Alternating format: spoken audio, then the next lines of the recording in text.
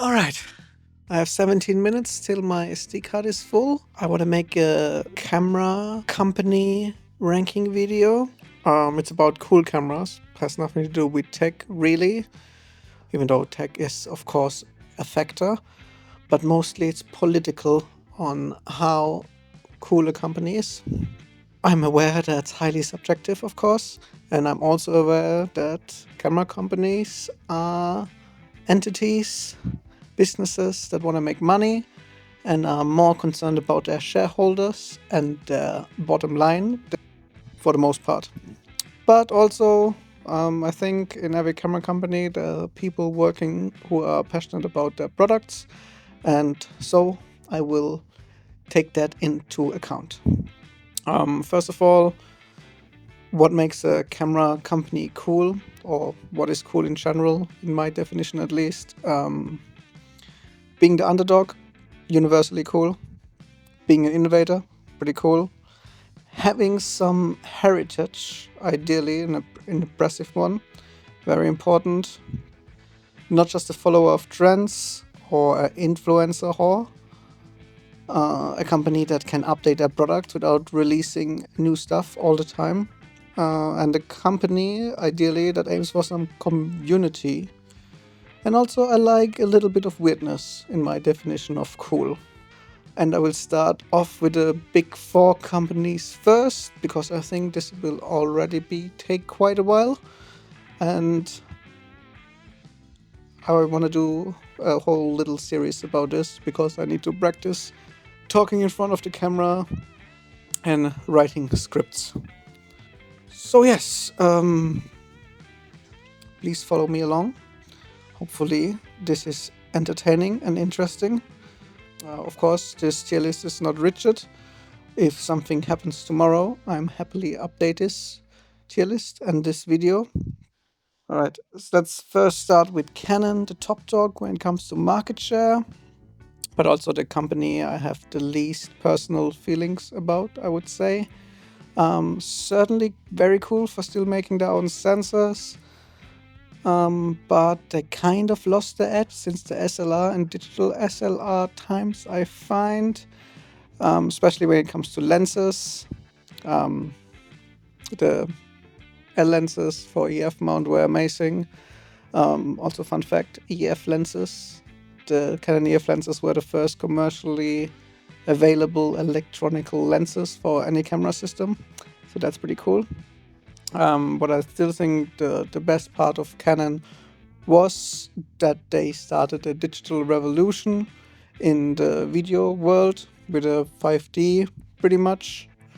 They democratized video production, so because that camera was the first one that was really viable to shoot on a high-end production, most likely with Magic Lantern, but still, even for documentaries, having that possibility now in a consumer-grade camera was amazing, is amazing.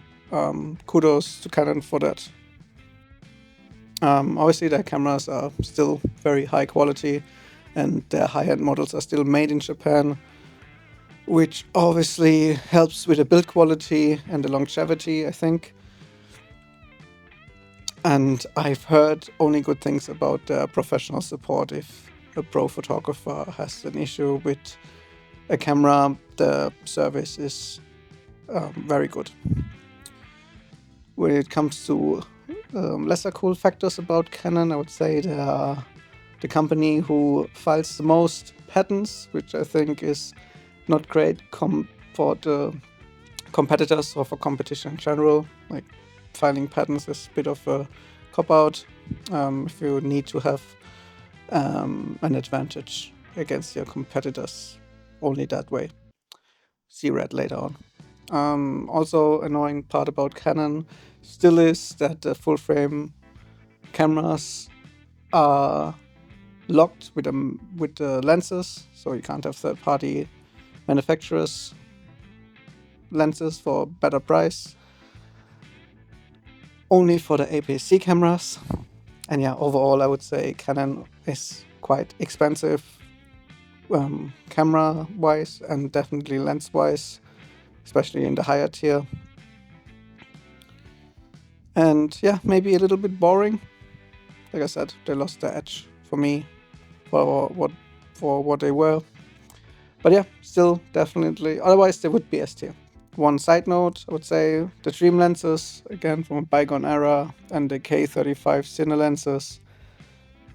That's the stuff that's still missing. It's like the one that was Barry Lyndon was shot on, or Aliens. Yeah, pretty cool that they have that. Right, next up is Sony, the king of innovation, probably, or the king of buying people who can innovate for them. You maybe see where this is going. That they are such a giant, and they build the sensors for most other camera companies and are so powerful, I find takes them down a notch in my coolness scale. Obviously, they killed it in the last 10 years, and credit where credit is due. They also built the very first digital camera, even though it was like definitely professionally not viable, and I don't think even commercially a big thing. But yeah, that was 1981 already, where Canon just released the F1 and Nikon the F2. Just in perspective, how long ago that was. Sony's cemented itself, how significant their cameras were, basically with the Cinema Alta line, which was used on the Attack of the Clones. First film shot entirely digital. Was it a great movie? Debatable, but definitely a major Hollywood feature film. Sony is still pretty much the king of the spec sheet, and in the last 10 years they were way ahead of everyone else. Now they are finding themselves a bit more competition. See how that is going. All their cameras I find are segmented quite well. They have the R and the S line, which is significantly better built, as well, of course, the FX line, but I'm not focusing on those right now. Yeah, I think it's a pretty cool tool that has been sticking with the E-mount for that long, and how extensive the ecosystem is when it comes to flash guns and even underwater housings and stuff like that. Also, the integration with DJI products and their own microphones and stuff like that, they are fairly more advanced than other companies, I would say, and that certainly makes them pretty cool for that. Historically speaking, also that they could only find an entry to the professional DSLR market, after they acquired Minolta, Konica Minolta, in 2006, 2008. Yeah, before that they were pretty rubbish photography-wise, and only because of them they are what they are now. So Minolta invented autofocusing, basically. Next thing that really bugs me about Sony is that they left a partnership with Zeiss pretty much behind, except their smartphone cameras and the point and shoots. I still think are Zeiss certified. But yeah, for me, I'm not sure if that's 100% true. It feels like that they used Zeiss for also the engineering and learned what they could learn from them till they made lenses themselves that were better or different. And yeah, basically then they stopped working well together with Zeiss, which I think that's not a nice way to deal with a business partnership. And probably, I would say, the Zeiss lenses, after they stopped their cooperation, are now racing in value. And I think are the nicer looking lenses that Sony produced. Similar to Canon, Sony is not great in sharing their camera tech between their lines, and they struggle updating their cameras properly. which also, and instead of updating their camera, they're just releasing new models, which I think is not great and just adds to the landfill and frustrates their user base. But I'm also trying not to ignore what Sony is doing currently in the cinema market with all the FX cameras, that Maverick camera that you can take apart and put smaller pieces in the cockpit. All pretty cool, and that movie, The Creator, that was fully shot with the FX3, cool, but also mostly a gimmick. And also, The Creator really sucked as a movie, which is obviously not the camera's fault, but I thought that movie was mainly a marketing ploy to sell the camera instead of it being a movie for the sake of being a good movie. So I would just say whoever uses Sony right now is just a safe and easy solution. You don't really need much skill, it just works, which is a good thing, of course, but also very boring. And another thing that really bugs me about Sony is that they signed those huge deals with the American press and some other institution to only use Sony cameras and lenses, which obviously helps them sell a lot and are in the forefront of media outlets, which gets your pictures seen more than from other cameras. Yeah, so I don't think Sony is very cool. I give them a C tier. Can change, of course. See what they're bringing out now, if it's gonna be a huge leap forward. But yeah, I think camera tech pretty much plateaued. And yeah, see what else they can do. But so far, I stick to my guns and say they are C. And I'm not even bringing up the color issues, which they have, I find. Alright, next up, revered for the color and their legacy, Nikon. Or Nikon, that has two ways of pronouncing it, minus point. Where should I start? I think Nikon, similar to Canon, used to be super cool, especially in the 70s, where the cameras literally survived the war and even sometimes saved the cameraman from a bullet. I think that's pretty much unbeatable.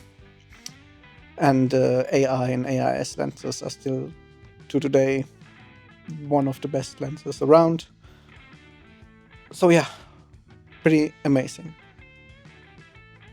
And also Nikon did the first commercial fisheye lens, which as an old skateboarder I have to bring up. Also in 1999 the Nikon D1 was released and considered the first truly viable DSLR camera and the camera that was widely adopted by professionals, first digital camera in photojournalism and sports. So yeah, especially in photography, Nikon used to kill it. And even back then, they were slightly cheaper than the competitors, basically from Kodak at that time.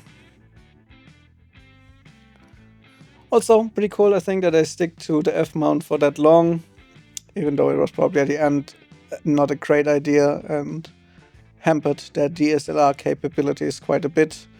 And then they stick super long to DSLRs and didn't make the jump to mirrorless as soon as they could, and then obviously fell behind there as well. Their decision was probably so stupid it could not be considered cool, even though I generally like stubbornness quite a bit. Another thing I really like about Nikon is that they are the only brand right now that goes down with the price more than up, which I prefer, obviously, and the only manufacturer who does 1.4 primes that are on the smaller and more compact side, which make me even try out a system for a while. Z-mount, maybe a little bit big. Maybe they're trying to compensate for something there. I don't know. Interesting thing, of course, too, that I acquired red. Not too sure yet how that will affect my rating, because we don't know what I do. We are fairly certain that I did it for that patent. For RAW, I already put it in their cameras. They already slapped the set mount on the red Komodo. Yeah, we will see how that goes. I will save my judgment for that. Also, Z5 Mark II, probably one of the best cameras right now. And the higher-end models are probably the better built cameras around these days as well. And quite innovative and amazing, of course. For now, I put them in the B tier, same as Canon.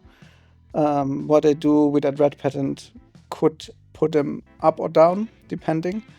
I'm also ignoring the Nikon ZF.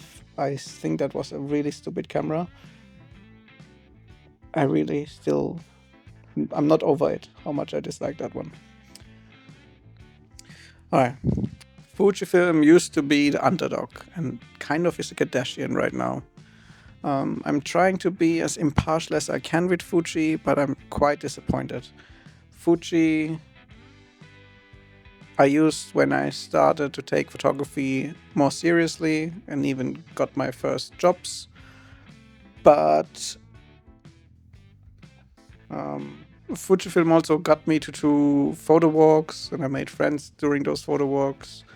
And all of them are similarly disappointed with the brand and how it went. Those photo groups disbanded for the most part. Still friends with those people I met there. But all of them also moved away from Fujifilm for similar reasons I will bring up shortly. As one weird thing with Fujifilm, they always get touted as the photography first brand, which that whole photography first thing I find is a little bit silly. I get into that when we talk about Lumix later. All those hybrid cameras are hybrid cameras. I like that Fuji has so many different bodies, and some of them, and there's one basically for everyone. Still some bodies that use the photography back screen, which is much more fun to use when you just do photography or even videography of other people in front of you and not of yourself. I dislike that they are pushing this film simulation button on all cameras right now. I don't understand why it has to be something physical for a feature that's so computational. I'm happy for it to stay in the menus. Another thing with Fuji is that the cameras are getting released with half a firmware and have to be updated sooner than later. This is a bit of a bummer. And speaking of half things, their latest release, the Fuji half-frame film fake camera with a 1-inch sensor. I like the idea, it's cute, and they're trying something new. But why are they not putting in an APS-C sensor, which they must have floating around, a couple of them, and an Expo, and you can try some lenses. It could be cool. I don't understand why they went this way. Maybe just to test the waters, but also that thing is so expensive. I feel like they could have made that much better. Everything feels a little bit half-assed with Fuji these days. Not just their firmwares, also their build quality is falling back or going downhill. Marketing seems to be outsourced by influencers only, which is kind of boring. And the photography community is a bit replaced by TikTok. I know I'm being a bit overly harsh. And Fuji had this big event in Sydney, even here. And they're still trying new things, but I think everything feels a bit C tier to me. I think 10 years ago, when I first had my XH1, probably would have been S tier. And having APS-C and medium format is cool. Two different things. Why not? But for sensor format, it's not really something that I take too much into account when it comes to coolness. Like, doesn't matter how big or tall you are, it's not important here. Fuji heritage-wise, pretty cool. Had some film cameras. Not super well known for that, but all the film stock.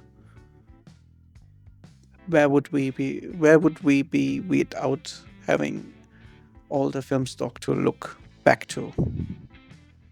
X-mount lenses, fun, for the most part. Have the aperture ring, have that. They used to have more character too. Yeah, Fuji was cool. Not so much right now. It's now become a little bit of a kid's toy brand. Maybe it's good to get people into photography, but yeah, it's also quite expensive too. Nah, it's alright. And not more expensive or less expensive than any other brand. Alright, where were I? Okay, where do you start with Panasonic? They have their roots in broadcasting, and they really started kicking butt with the Webcam, where they invented dual native ISO actually. Lumix, the brand,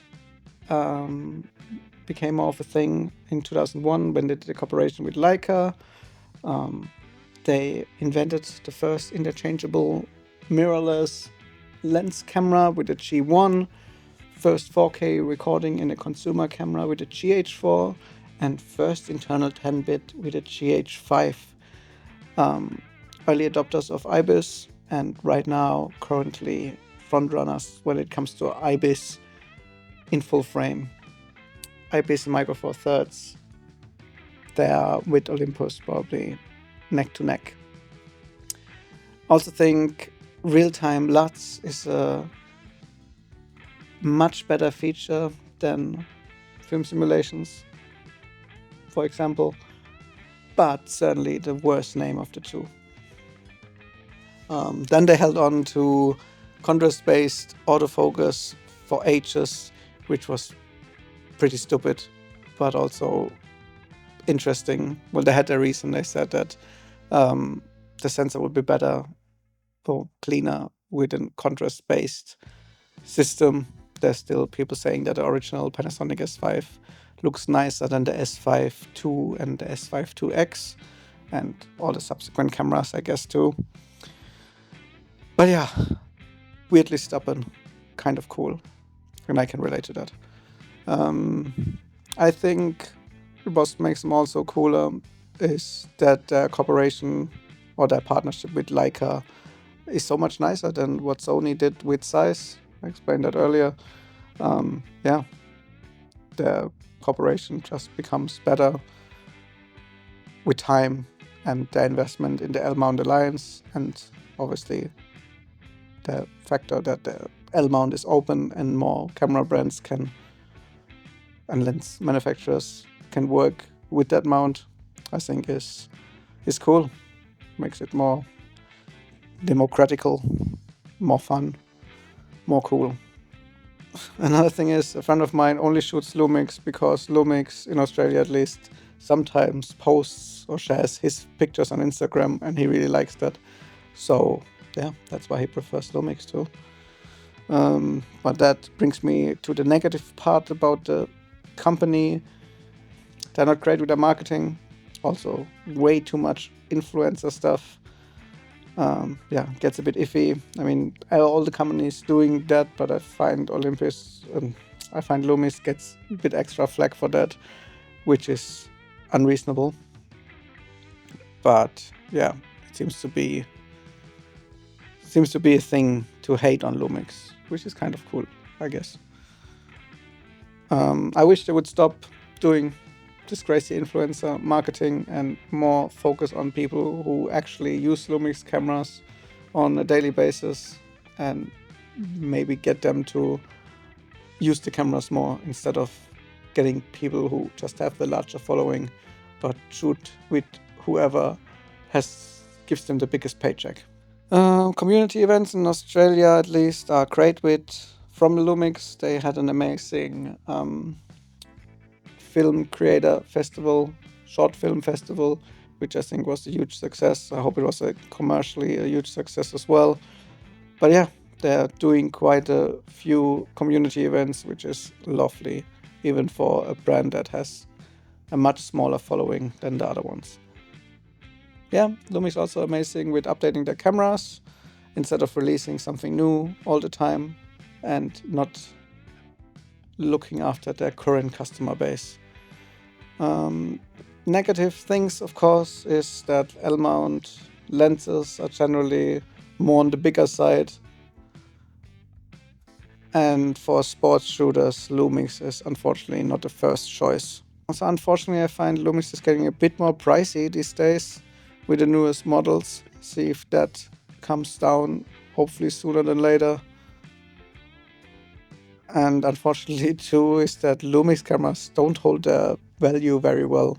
Basically, if you ever want to sell your gear, you are out of luck there. Camera bodies are lacking a little bit of variety. Obviously, there are some benefits if you're gonna buy cages and stuff, but overall, yeah, makes it a little bit boring. Unless, of course, you jump on the S9, where you basically lose everything, but you have a somewhat small camera. I thought I would hate it, but I actually quite like it. Still shooting this video on it right now. So yeah, very hopeful there's something cool to come. But right now, what you can buy is either very expensive or feels like it's lacking behind a little bit. But even though all the older cameras, even the original S5, like I said, still a fantastic camera and very very cheap to buy in this country. Bit of a shame is that Micro Four Thirds seems a little bit abandoned. Um, but yeah, no brand is perfect. But still, I would give a Lumix and Panasonic the S tier. Only thing I think it's really not as fabulous when it comes to a super good heritage, but they have the cooperation with Leica, which I find makes up for that. And work on the next camera brands because the more niche ones I think are almost a little bit more interesting than those ones. Thanks for listening. Can't wait to read the comments.